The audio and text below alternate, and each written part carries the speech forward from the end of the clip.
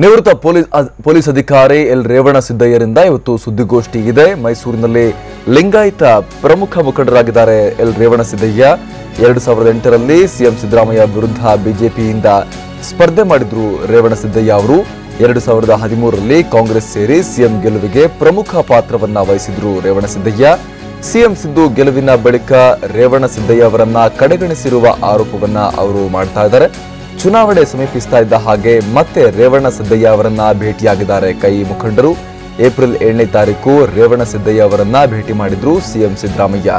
April 8ನೇ ತಾರೀಕು CM Siddaramaiah ಪುತ್ರ doctor Yathindra ಅವರು ಕೂಡ ಮಾತುಕತೆ ನಡೆಸಿದ್ರು. ಮೈಸೂರಿನಲ್ಲಿ ರೇವಣಸಿದ್ದಯ್ಯ ಅವರನ್ನ ಭೇಟಿಯಾಗಿ ಮಾತುಕತೆ ನಡೆಸಿದ್ರು.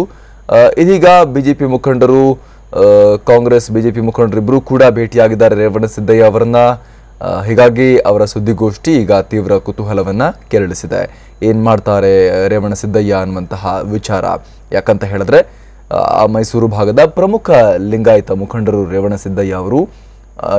ನಿವೃತ್ತ ಅಧಿಕಾರಿ ಕೂಡ ಹೌದು. ಅದರಲ್ಲೂ ಕೂಡ ಪ್ರಮುಖವಾಗಿ ಮೈಸೂರು ಮತ್ತು ಮೈಸೂರಿನ ಚಾಮುಂಡೇಶ್ವರಿ ಮತ್ತು ವರುಣಾ ಕ್ಷೇತ್ರದಲ್ಲಿ ಸಿದ್ದರಾಮಯ್ಯ ಹಾಗೂ ಡಾಕ್ಟರ್ ಯತೀಂದ್ರ ಮುಖ್ಯಮಂತ್ರಿಗಳ ಪುತ್ರ ಸ್ಪರ್ಧೆ ಮಾಡ್ತಾ ಇದ್ದಾರೆ.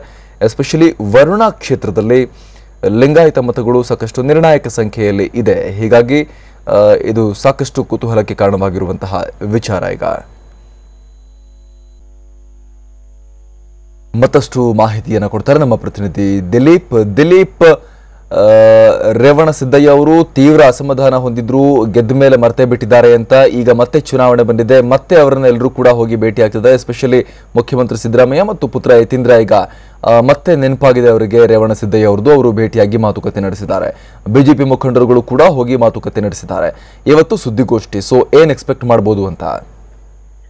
ಖಂಡಿತವಾಗ್ಲೂ ಅಮರ್ ಪ್ರಸಾದ್, ರೇವಣಸಿದ್ದಯ್ಯನವರು ಕಾಂಗ್ರೆಸ್ನಲ್ಲಿ ತಟಸ್ಥವಾಗಿದ್ರು. ಅವ್ರನ್ನ ಯಾವುದೇ ರೀತಿಯಾದಂತ ರಾಜಕೀಯ ಚಟುವಟಿಕೆಗಳಲ್ಲಿ ಬಳಸ್ಕೊಂಡಿಲ್ಲ ಅನ್ನೋದು ಕೂಡ ಸಾಕಷ್ಟು ಅಸಮಾಧಾನವನ್ನ ರೇವಣಸಿದ್ದಯ್ಯನವರು ತೋಡ್ಕೊಂಡಿದ್ರು.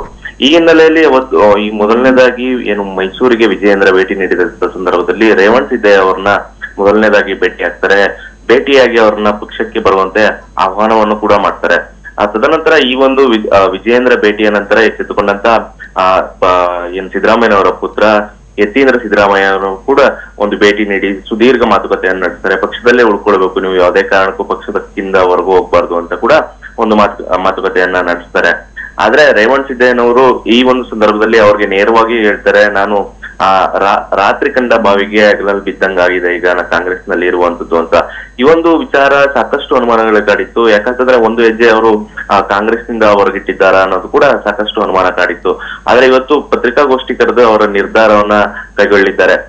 ಈ ಮುಂಚೆ ಕೂಡ ಏನು ಯತೀಂದ್ರ ಅವರು ಭೇಟಿ ನೀಡಿದಂತ ಸಂದರ್ಭದಲ್ಲಿ ಈ ಸಿದ್ದರಾಮಯ್ಯನವರು ಭೇಟಿ ನೀಡಿ ರೇವಣಸಿದ್ದಯ್ಯನವ್ರ ಜೊತೆ ಮಾತುಕತೆ ನಡೆಸ್ತಾರೆ ಅನ್ನೋದು ಕೂಡ ಸಾಕಷ್ಟು ವಿಚಾರ ಇತ್ತು. ಆದ್ರೆ ಮೈಸೂರಿಗೆ ಆ ಭೇಟಿಯ ನಂತರ ಮೈಸೂರಿಗೆ 2-3 ಬಾರಿ ಸಿದ್ದರಾಮಯ್ಯನವರು ಬಂದ್ರು ಕೂಡ ಈಗ ಕಳೆದ ಬಾರಿ 4 ದಿನ 5 ದಿನ ಇದ್ರೂ ಕೂಡ ಅವ್ರನ್ನ ಭೇಟಿ ಆಗಿಲ್ಲದೆ ಇದ್ದದ ಕಾರಣಕ್ಕೋಸ್ಕರ ಕೂಡ ಅಸಮಾಧಾನಗೊಂಡಿರಬಹುದು. ಈ ಒಂದು ವೇಳೆಯಲ್ಲಿ ಕಾಂಗ್ರೆಸ್ ಬಿಟ್ಟು ಬಿಜೆಪಿಗೆ ಹೋಗೋ ಸಾಧ್ಯತೆ ಕೂಡ ಇದೆ. ಯಾಕಂತಂದ್ರೆ ವರುಣಾ ಕ್ಷೇತ್ರದಲ್ಲಿ ಸಾಕಷ್ಟು ಪ್ರಭಾವಿ ಮುಖಂಡರಾಗಿದ್ದಾರೆ. ಅದರಲ್ಲೂ ಕೂಡ ಸಿದ್ದರಾಮಯ್ಯನವರ ವಿರುದ್ಧ 2 ಬಾರಿ ಸ್ಪರ್ಧೆ ಮಾಡಿ ಪರಾಭವಗೊಂಡಿದ್ದಾರೆ. ಆದ್ರೆ ಈ ಒಂದು ವಿಚಾರದಲ್ಲಿ ಈಗ ಅವರ ನಡೆ ಯಾವ ರೀತಿ ಇದೆ ಮತ್ತೆ ವರುಣಾ ಕ್ಷೇತ್ರದಲ್ಲಿ ಯಾವ ರೀತಿ ಎಫೆಕ್ಟ್ ಆಗ್ಬೋದು ಸಾಧ್ಯತೆ ಕೂಡ ದೊಡ್ಡ ಮಟ್ಟದಲ್ಲಿ ಕಾಣಿಸ್ತಾ ಇರ್ತಕ್ಕಂಥದ್ದು. Amar, thank you Dilip.